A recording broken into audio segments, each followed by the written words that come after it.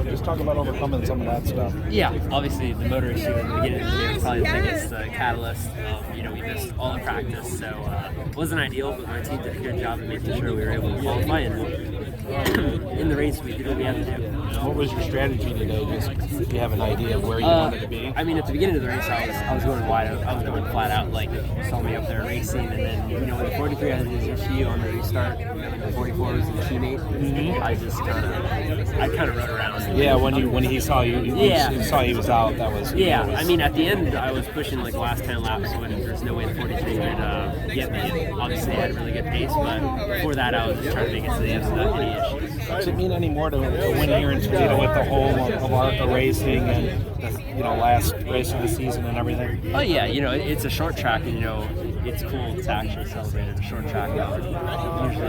Usually we haven't been too good here, so yeah, I mean, winning at Toledo where ARCA is based, I guess is pretty cool as well. Nice crowd too, and just a nice moment. Yeah, huge.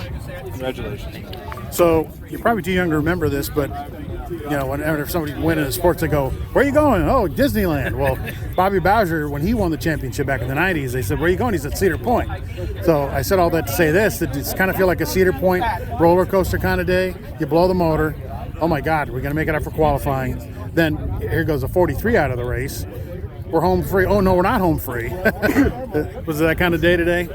Yeah, it was definitely, an up and down day, mainly at the beginning with the engine and even racing there, we had to stay out to get that point. Like, it was all for a purpose to get, try to be a little bit ahead at the end. So it was going to come down to a really tight race, but luckily, once he had those issues, I didn't have to worry about that anymore. But you had a smile on your face the whole time. I mean, I was watching him change the engine.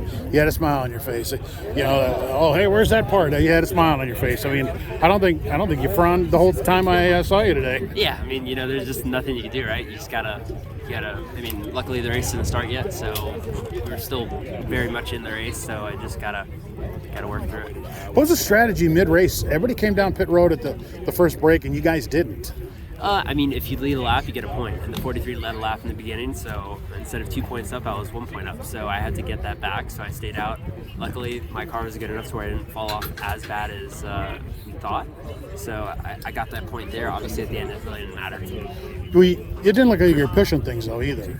No, at the end, I mean, you saw me at the end push it for the last 10 laps, but before that, I was just riding, all you had to do was finish. 19 races, I'm not going to mess it up trying to go for fifth. I mean, everybody says, "Oh, I hear every little nut and bolt." The last couple laps, was it the same thing for you, maybe? Yeah, I mean, it was pretty straightforward, how we were going to finish, so I was enjoying myself. Let's bring it a little more closer to home. We know the devastation happened in Florida. You're from Florida. How did that affect your hometown? Luckily, Miami was not really affected. They got a little storm surge, some wind, but really the West Coast. I'm not from there, but they got hit pretty bad. I mean, for people that are going to watch this on YouTube, Florida's a big peninsula, but not so big. So sometimes they hear Florida, they think it affects everything.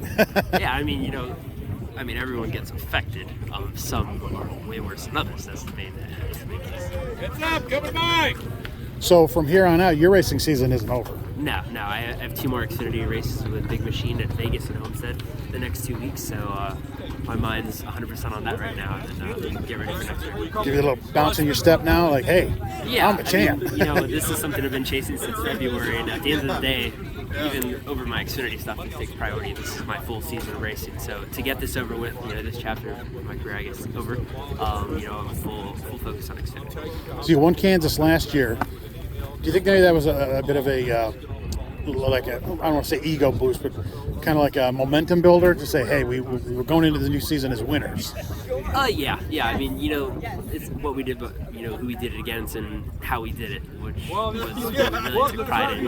Ty Gibbs, obviously he's a very good driver, so came down to a restart, and that when you can win them that way, those are the more satisfying ones. So me and my team enjoyed that one, but we went to work knowing we didn't want to have to rely on a restart. We wanted to win it on speed. speed.